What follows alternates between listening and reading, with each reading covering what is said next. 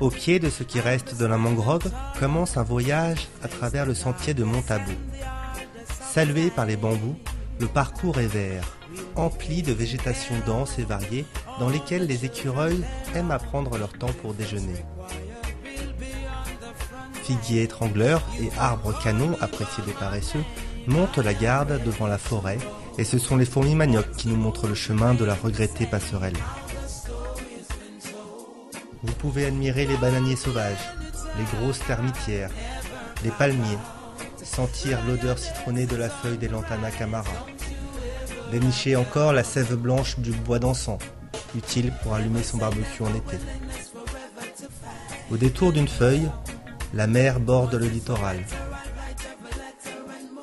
À travers la jungle, empreinte de mystère et d'hostilité, la mer vient frapper les rochers dans un mélange de violence et de convivialité.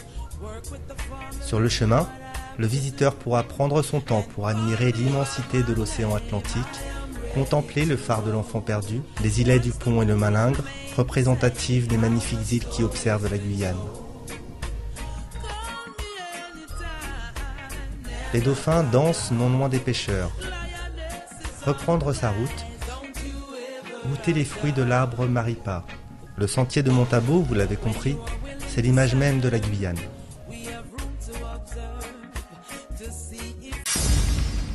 Mignonne, allons voir si le flamboyant dont les fleurs tranchent avec la verdure ambiante est bien l'hôte du jardin botanique. Il faut bien s'inspirer de Victor Hugo pour décrire la beauté du lieu, au cœur de la ville, comme une touche de vert dans le quadrillage urbain. Le jardin botanique dépayse. Petit coin de paradis soumis au vent où l'ombre des arbres danse sur le sable. Au détour d'un arbuste, une ronde taillée par des mains expertes donne un air enfantin au paysage. Comme un point de rendez-vous au milieu des arbres, l'étang détend. Sur ses bords, on se repent et on pense et on oublie même la vie qui passe. Mais cessons de compter les nénuphars, les palétuviers nous attendent, les pieds dans l'eau, leurs cheveux dansent dans l'air bleu de la Guyane. Derrière eux se cache un bouquet de bambous isolé dans une boucle de la balade. Le jardin botanique séduit, mais attention à ne pas tomber dans sa toile de bien-être. La réalité nous appelle, reprenons la route, vite. Oh, et puis non, c'est vendredi, la vie peut bien être un petit étang tranquille. Edith a tout l'air d'être en vacances et de profiter des atours naturels des marais de Caux. Mais à y regarder de plus près, elle allie le plaisir de la célèbre balade à l'utilité d'une démarche professionnelle. Elle est directrice d'agence de voyage et elle sait qu'avec le centre spatial guyanais et les îles du Salut, les marais de Caux font partie des destinations les plus demandées par les touristes, qu'ils soient locaux ou exogènes. Nous sommes ici chez le pionnier des balades sur les marais. Ce voyagiste n'était pas venu sur place depuis 4 ans. Elle mesure le chemin parcouru, des améliorations apportées à la structure d'hébergement comme à la visite. Je trouve qu'elle a bien évolué parce que le site en lui-même n'a pas trop pris de la vieillesse, on va dire. Ils ont assez bien entretenu le confort de l'écologe en fait. Et ils ont essayé de garder, parce que c'est difficile en Guyane, comme tout le monde le sait, de garder justement la propreté, en état tout ce qui est bois, c'est difficile à entretenir. Donc du coup, surtout sur un site de Caux comme Caux, c'est difficile de garder quelque chose qui pérenne en fait.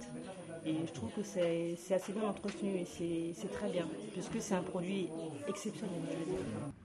Ici, c'est le royaume du caïman noir, qui règne en maître sur la chaîne alimentaire. Mais l'endroit regorge de curiosités et offre un éventail très large de la faune et de la flore amazonienne. À l'image des cormorans, les oiseaux pullulent, et outre la balade dans les marais proprement dit, la crique Yaku offre aussi un spectacle à couper le souffle aux visiteurs attentifs. Les caciques de toutes les couleurs élisent domicile dans les branches des arbres et s'envolent comme pour proposer une danse opportune aux touristes prévoyants, munis d'appareils photo qu'il faut sortir minute après minute. Quand par exemple on fait des balades de nuit, alors souvent il y a des questions qui reviennent. Est-ce que les caïmans ils sont mangeurs d'hommes? Est-ce qu'ils attaquent? Est-ce qu'il y a des gros caïmans? Elle est comment la foule? Comment sont les bêtes? Quelle est la richesse de la zone, quoi? L'autre réalité de Caux, outre d'être un des derniers villages créoles éloignés, réside dans son classement en réserve naturelle.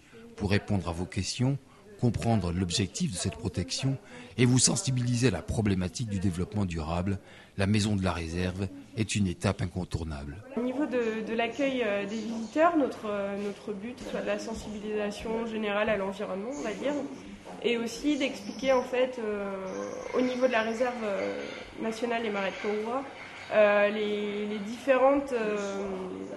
différentes lois en fait qu'on peut avoir sur la réserve. Avec JAL Voyage, Amazonie Découverte et Tic d'Îlot proposent également des visites des marais de Caux sur des embarcations plus ou moins originales. Les habitants du village se sont également organisés pour répondre à la demande des visiteurs, comme Albertine Madère qui offre des services comparables à partir de Caux. La balade vaut bien celle des Everglades en Floride, au dire des spécialistes. À l'ombre des arbres feuillus, dans la chaleur moite de l'Amazonie, le sentier du Rorota propose aux marcheurs sportifs tous les étirements dont il a besoin. Sinueux, montants, descendants, les gouttes de sueur perlent sans le vouloir sous la fleur abondante.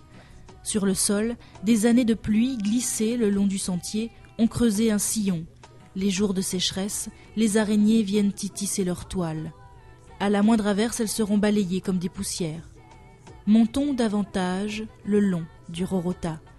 Ici, les feuilles sont percées, elles jouent avec la lumière comme des photophores. Les lianes s'entrelacent en douceur, les ombres esquissent sur la terre rouge et les rochers une chorégraphie lancinante au rythme du vent.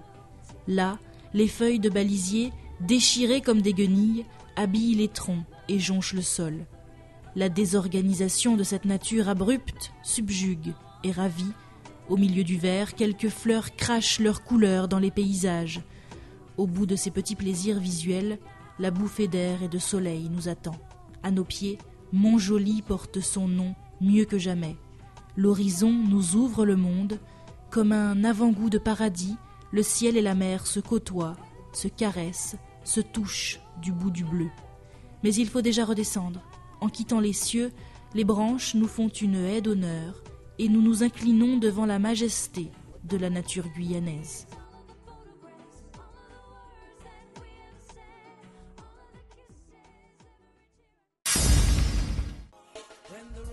Soleil de plomb, les rayons caressent la mer, le vent balaye les herbes folles du sentier des Salines.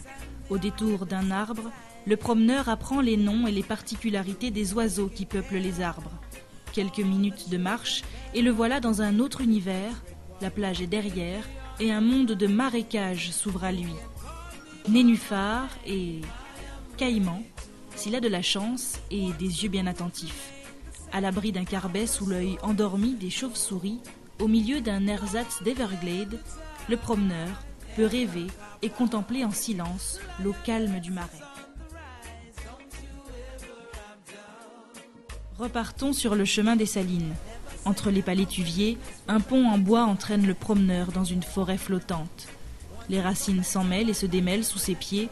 Au bout de la balade, on comprend, les orteils dans l'eau salée, le nom de l'endroit, le sentier des Salines.